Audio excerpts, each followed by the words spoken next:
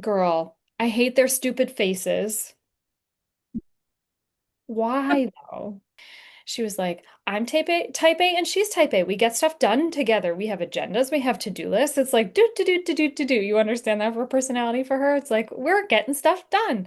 She sees herself as kind of like a helper, a coworker, lots of energy, like next to you, like a true companion in that sense. So not just like one that like sits down and rub my belly. Like she truly does do with you the doings of life. She helps. She's a helper. Yeah. Seems like there's a food particularity. What she's showing me about food is like picking up individual pieces just so with her teeth. Do you understand that? Chicken. She loves chicken. I She just need, hides treats all over the house and she holds them in her mouth just so, and will hide them in the couch or the bed or wherever. Yeah. like, I'm asking her like a squirrel, and she's like, ugh, But kind of. kind of though you're storing them for winter. She didn't really like that analogy. She gives off big dog energy to me. You understand that? This is not a little dog. And so being referenced as a squirrel, she's like, that's not who I am. She's referencing ownership over like a family is what she's My showing. neighbors are literally next door. You could, if I turn, you could see their house, and she goes over and barks 4 times, 5 times a day, and they let her in. So she probably considers that part of her house. Gotcha. Yes, Because what she was and they're showing very me is, mother. yeah, like this bigger, she's got a community that she's referencing, and then joy, pure joy. Going over there is pure joy. So what she's saying is it's a contrast from you. She's like, I wouldn't want to be there full time because there's like it's like loud, ruckus. That's what she's showing me, like ruckus over there. You understand that? Her best friends also who don't live far. We're over there a lot. There's 3 dogs. There's always there's a new puppy, so it's chaos. Yeah.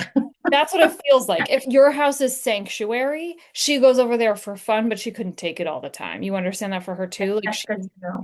she really she prefers being alone with you and she understands the happiness of that Oh, stuff over there, but she prefers being alone with you.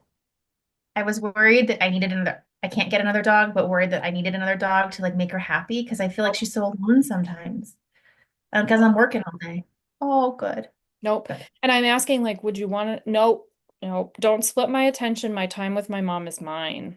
She's saying it goes almost like deeper than owner dog. She's saying it goes to a level of just like almost gut instinct of being together. There's that feeling between the two of you. You understand that? Yeah. I do.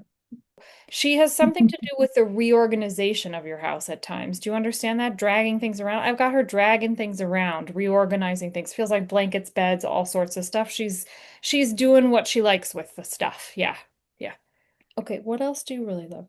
She's saying she really does love the new house. I'm asking why, and she's saying there's a coziness to it. You would understand that coziness to this new house you moved into. And there feels also that there's just like what she's showing me is like she's having me reference the hanging you have behind your head with the plants. She's like, you've made it like energetically cozy. Like there's this vibe that you've created there that didn't exist before. And she's just so like she's so in it with you. She loves it. Oh, good. She's referencing two things. You have a very active lifestyle. You mentioned going around, but there's something also about like walks that feel uh We hike a lot. We yeah. hike. Yeah, feels like really energetic walks that she's showing me, and that Mhm. feels really good to her. She loves the exploring of that. But the mountain part of this is really important in your walks as well. She's showing me that it's made her super healthy and super muscular. That's the way she's phrasing it. She's proud of that, and she said you guys both work on your fitness together. It's very, very cute. Okay. So in the back we have a 90-pound boxer. There's two, but there's one that's really old, and then one they go at it all the time at the fence. And Okay. I'm gonna have to get like a bigger fence put up, but like would could she stop? How do I get her to calm down? She feels like they're what's the word? Bouncers at like the nightclub. Like she is going at it. Like these are two bouncers at the nightclub and I'm gonna rail against you because this is my mom's house.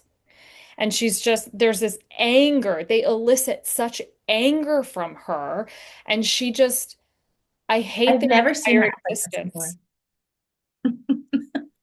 Why do you hate them so much? Girl, I hate their stupid faces. She's flashing me like a version of like a high school nemesis. Like that's what she feels like. Like Like this, I always call him her nemesis. Yeah. she's just like, this is, you've given me a nemesis out my back door. Let me just ask her if she can temper her reaction to them. Like, can you, she's not happy with that request. Let me put it to you that way. Like If I build a big fence, like a wall, I'm gonna get this whole metal fence. She can't see them. If I build a she wall, just said, I can still smell them. well, She's like, they're idiots. That's what she's saying. They're like the dumbest dogs. And to her, that's like, she's queen. She's a smart dog. She's queen of what she's got going on. And she's like, these are the biggest idiots. And ugh, get out of my way almost. Get out of my space. And for whatever reason, she has deemed the fence like her territory is like beyond the fence or their territory. Like something about the line of the fence is not the territory. Do you understand that? Because she's like, that's no, I have more. Like, no. Let me ask her. She's this little teenager heat. Because, like, this, like, the vibe feels like I'm going to do what I'm going to do. So let me give her a little straight talk here and be like, you got to knock it off. She goes, or what? Well, Mhm. mom's not so happy with you or what? And I'm threatening with the treats thing. I'm like, you like to drag those treats around? You know, there might be less treats in your future. Feels a little stubborn. It's kind of getting through. I'm asking her if she can think about it as like through the lens of you. So I'm kind of getting it. I will say I don't know if she's gonna ever be the dog just to let those two go. Because it's driving me crazy. I can't go outside, and they're out in their yard all the time. And this house was abandoned for 30 years before it was flipped. So they're used to having, so I'm gonna have to build a fence and hopefully it helps some. I Let me tell put her some. that. Like it's so bad you can't go outside. That's a big deal. Let me tell her that because I think I'm kind of flashing her like this is what your life could look like if you could both be outside and just ignore the dogs. Like you could have this life where you were like hanging out, doing all these things, but you can't do that because you're reacting so badly. And I think she's getting it because I think she's understanding that it's actually worse for you. But I don't think the fence is a bad idea, even though she's saying, "Meh, meh, meh, meh." I think it might actually just distract her enough that you'd be able to actually use your backyard. And she's not too bored all day as I sit and stare at my computer for 7 hours a day. I just feel bad. She's so alone. She goes, bored. We're all bored. You're bored too, staring at your computer. Don't you love when your dog just like comes to they're like, just let me show you your life right back at you. Like it's just my cats do that to me sometimes. They're like, oh. Well, of course I wish we could just go on adventures every single day, but she kind of gets it. She understands that every day, every part of the day is not like that.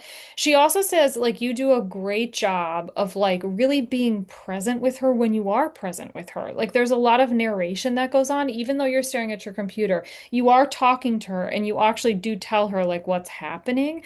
And so that's really quite positive. She likes that. But then in addition, she when you are then turn off the computer, close it and move on with your day, you are really, really there with her. And that she really appreciates. And then she's flashing me again the hikes that you go on, and she feels very much a part of your life. So while it's not her favorite thing, she's saying she understands and that you've explained it to her in great Yeah. detail. Especially after I listen to the telepathy tapes. I talk to her all the time. You Talk to know, her all the time.